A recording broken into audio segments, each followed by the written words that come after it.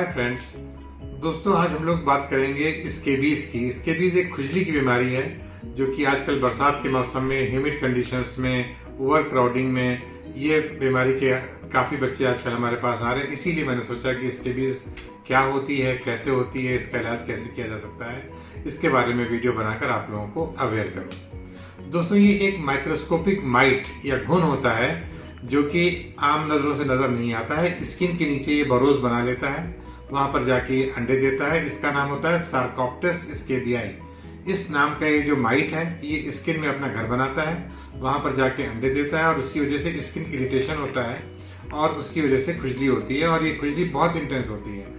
और इसको अगर आप प्रॉपरली ट्रीट नहीं करेंगे तो ये बढ़ती जाती है। महीनों महीनों से आते हैं मेरे पास बच्चे खुजा रहे हैं, लोग उसको एलर्जी समझ के ट्रीट करते रहते हैं। कई ऑइंटमेंट बाजार से खरीद के वो लगाते हैं, बट किसी भी तरीके से वो खुजली ठीक नहीं हो सकती क्योंकि ये माइट है और जब तक आप इसको पर्टिकुलर दवा देके उस माइट को किल नहीं करेंगे तब तक ये बीमारी जड़ से नहीं जाएगी। तो इसलिए आज मैंने सोचा कि बनाऊं, क्योंकि स्किन के लोग जाते हैं, सोचते हैं कि माइल्ड बीमारी है, अपने दुकानदार से या फार्मासिस्ट के पास चले जाते हैं कि स्किन में खुजली हो रही है, वो कोई एंटी एलर्जिक ट्यूब दे देता है, उसको लगाते हैं, बट इससे फायदा नहीं होता है।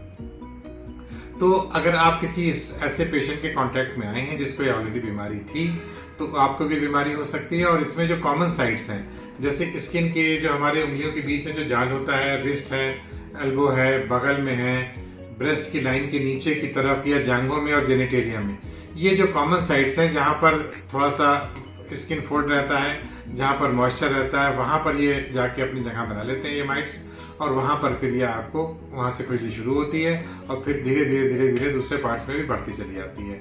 इस खुजली का ये है कि रात में बहुत ज़्यादा होती है, रात में बहुत इंटेंस होती है, इतना ज़्यादा होती है कि लोग खुजा के अपने नाखून से छील लेते हैं और उसके बाद उसमें सेकेंडरी बैक्टीरियल इन्फेक्शन भी हो सकता है। ये अगर आप किसी ये बीमारी फैलने की होती है, कंटेजियस बीमारी है, घर में परिवार में किसी को एक सदस्य को है तो ये बाकी लोगों को भी डायरेक्ट कांटेक्ट से भी हो सकती है। अगर आप उसका तौलिया इस्तेमाल कर रहे हैं, लोग उसके कपड़े शेयर कर रहे हैं, ब्लैंकेट शेयर कर रहे हैं, तो उसकी वजह से भी ये इनडायरेक्ट कांटेक्ट से भी फैल सकती है बीमारी। तो अब इसका इलाज पे आते हैं कि अगर इलाज इसका कैसे किया जाएगा। तो इसको लगाने के लिए परमेथरिन का 5% की क्रीम आती है जो कि आपको गले के नीचे एज ए लेप पूरी बॉडी में आप लगा लीजिए। 8 से 12 घंटे लगा के आप सो जाइए, जैसे रात में लगा लीजिए और सुबह उठ के आप नहा लीजिए। सिंगल टाइम एप्लीकेशन से ये बीमारी के माइट्स मर जाते हैं। खुजली को कम करने के लिए कुछ आपका डॉक्टर आपको एंटी हिस्टामिनिक्स के सिरप या टैबलेट दे सकता है जो कि आपको कम से कम 1 से 2 हफ्ते लेने होंगे।